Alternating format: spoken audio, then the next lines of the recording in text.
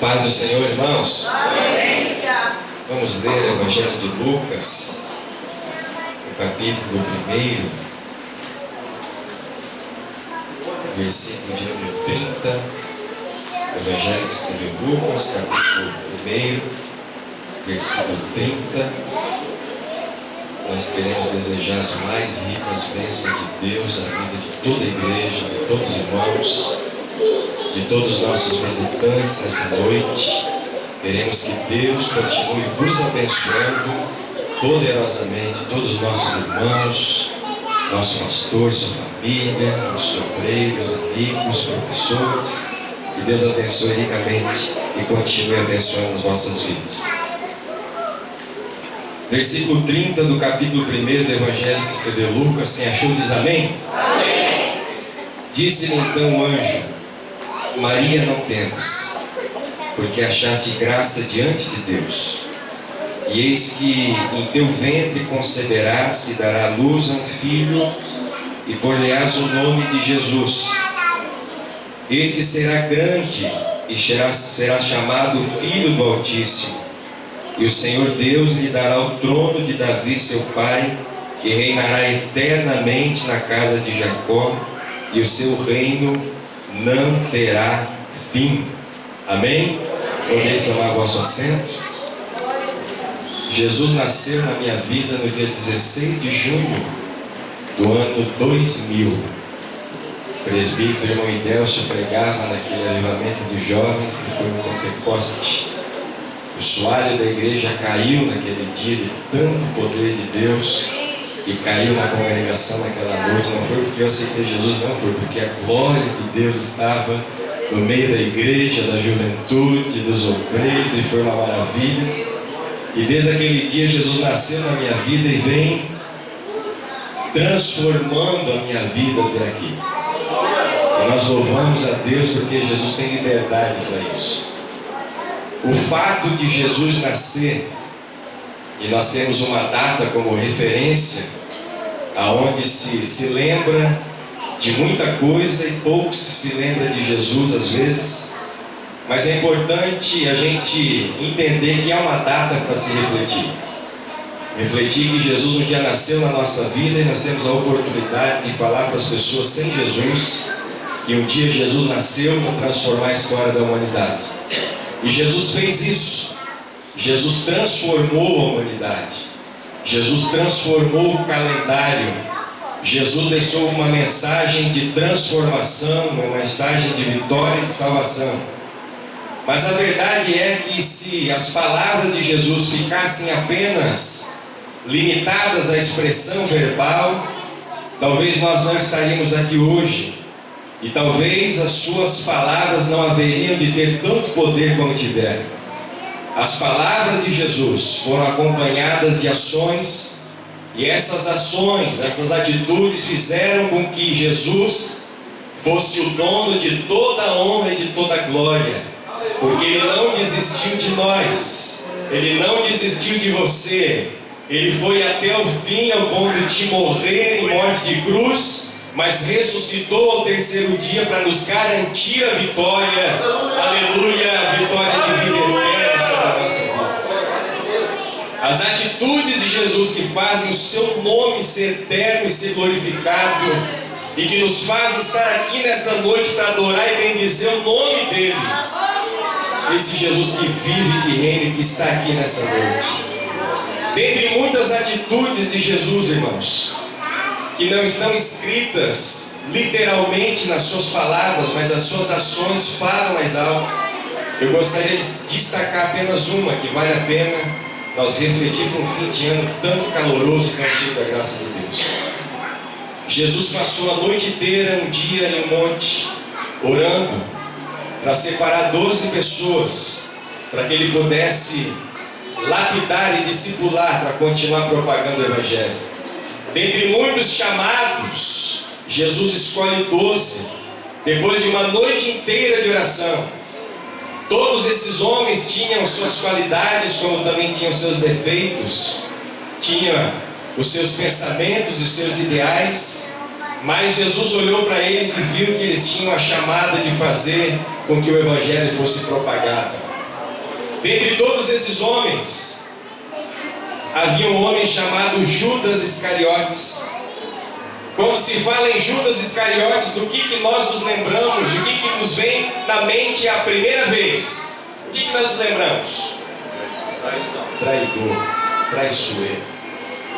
Pois bem, no meio desses 12 homens, havia um homem que haveria de trair Jesus. Durante o período, o processo de discipulado desses 12 homens, Jesus trata todos os 12 de maneira igual. Jesus ensina todos os 12 de maneira igual. Jesus delega autoridade quando Ele manda que eles fossem de 2 em 2 fazer a obra missionária pela primeira vez, e delega autoridade de maneira igual. E quando eles voltam da sua primeira missão de estagiários, eles voltam admirados e falam para Jesus: Mestre, nós estamos felizes, porque em Teu nome os demônios se sujeitam e as enfermidades são expelidas. A autoridade foi dada para todos.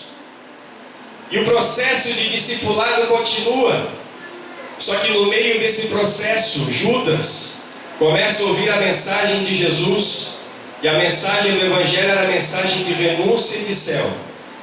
Era a mensagem de perder a sua vida aqui para ganhar a sua vida lá. Era uma mensagem que não trazia muitos benefícios aqui nessa terra, no momento em que eles viviam, mas trazia uma vida de eterna glória para sempre com o Senhor. Judas, no meio do caminho, começa a olhar porque ele queria para o bem-estar daqui, e ele se corrompe. E a Bíblia diz que Jesus sabia que em alguns momentos Judas colocava a mão na bolsa de valores do ministério e desviava dinheiro para si. Judas, além de ser escolhido como um dos apóstolos que daria sequência no Evangelho, ele recebeu de Jesus a autoridade de ser o tesoureiro do ministério. O discipulado continua, e Judas tinha uma postura impecável. Judas tinha uma postura incorruptível. Ninguém jamais suspeitaria que Judas iria trair Jesus, e muito menos que Judas colocava a mão na bolsa e roubava dinheiro do ministério. Prova disso é o momento enquanto uma mulher vem adorar Jesus, e as palavras lhe faltam, e ela deseja dar o que ela tinha de melhor para Jesus. E ela pega um frasco de nardo puro e quebra os pés de Jesus e derrama aquele produto tão caro aos pés de Jesus, enxuga com seus cabelos para adorar a Jesus. E as palavras de Judas foram as seguintes: por que nós não pegamos esse produto e não vendemos ele, e pegamos o dinheiro para sustentar todos os pobres que nós poderíamos conseguir? As palavras louváveis, as palavras de respeito, eram as palavras de Judas.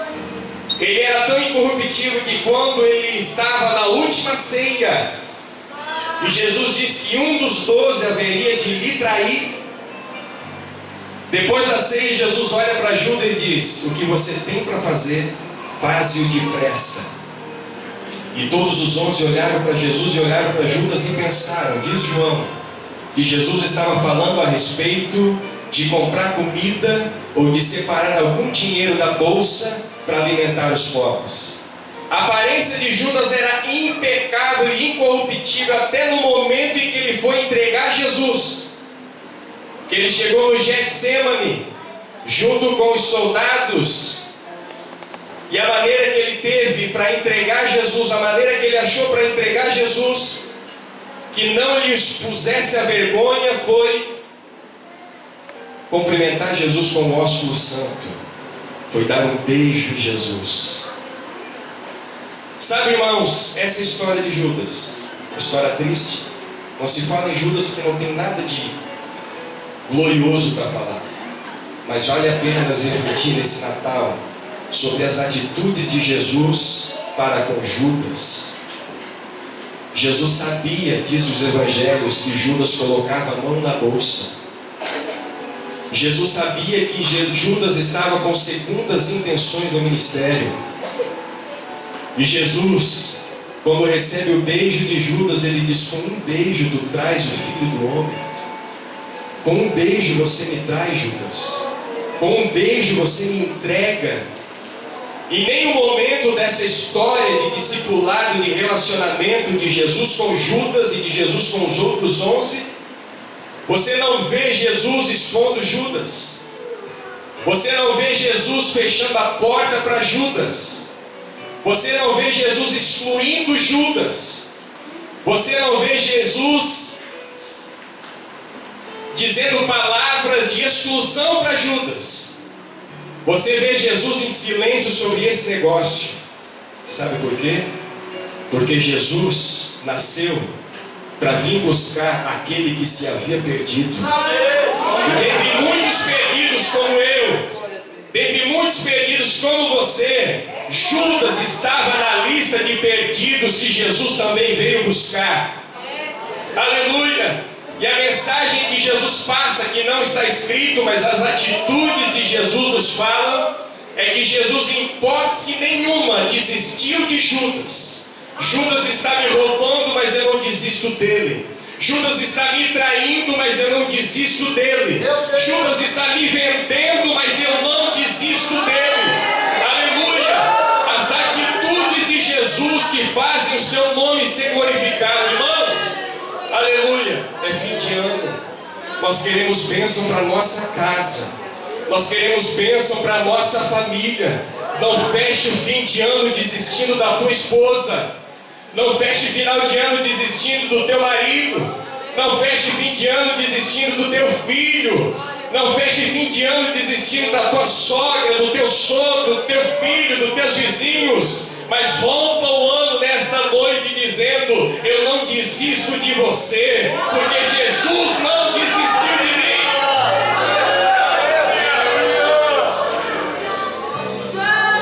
Aleluia!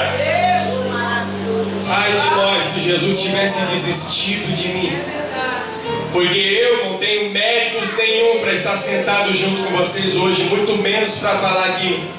Mas a graça, irmãos, a graça que é o favor que nós não merecemos, mas nós precisamos, que é derramada sobre a nossa vida através do sangue de Jesus, que tem poder de apagar o nosso pecado. Aleluia! Jesus está aqui nesta noite, com todo o poder que Ele tem, com toda a autoridade que tem, porque Ele nasceu na tua vida, e nasceu para mudar a tua vida, nasceu para mudar a história da tua vida, nasceu para que nós fôssemos agentes de transformação e de mudança onde nós estivermos. Vamos romper um ano com mudança, vamos romper um ano, aleluia, resgatando comunhão, vamos romper um ano mostrando que Jesus nasceu na nossa vida e que vive para todo sempre. Que Deus